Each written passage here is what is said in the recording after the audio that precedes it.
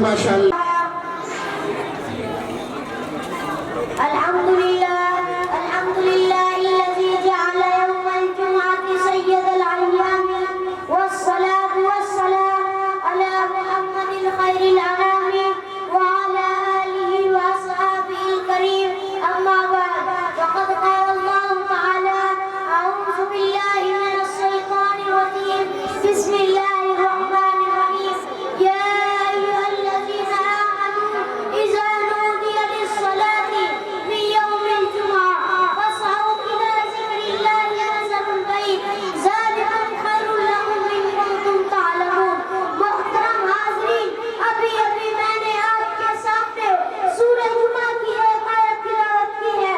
اس کا ترجمہ یہ ہے: اللہ جل جلالہ وعظم نوالہ ارشاد فرماتے ہیں: اے ایمان والو، جب جمعے کے دن تمہیں نماز کے لیے پکارا جائے تو اللہ کے ذکر کی طرف چل کھڑے ہو اور خرید و فروخت بند کر دو.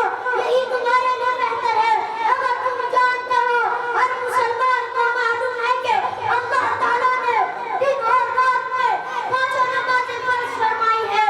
ہر وہ شخص جو اپنے کو مسلمان کہتا ہے، اس کے لیے ضروری ہے کہ وہ 5 وقت بارگاہ الہی میں سجدہ ریز ہو جائے اور خالق کائنات کی ہر لمحہ عنایت کا شکریہ ادا کرے.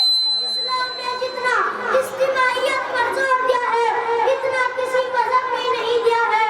ہر مسلمان کے لیے لازم ہے کہ 5 وقت کی نماز جماعت سے پڑھے. اس طرح رات اور دن میں 5 مرتبہ ایک مسلمان دوسرے مسلمان کو روزانہ دیکھتا ہے. صحابہ اکرام کے دور مبارک میں اگر کوئی مسلمان مسجد میں نہیں آتا تھا تو لوگ سمجھتے تھے کہ وہ بیمار پڑ گیا ہے یا کہیں گیا ہوا ہے. اس طرح ہر مسلمان کے لیے ضروری ہے کہ اپنے محلے کی مسجد چھوڑ کر اپنی بستی کی برکت مسجد میں جمعے کے دن حاضر ہو اور سب مل کر ذاتی نماز ادا کرے اور اس دن کو عید کے دن کی طرح منائے.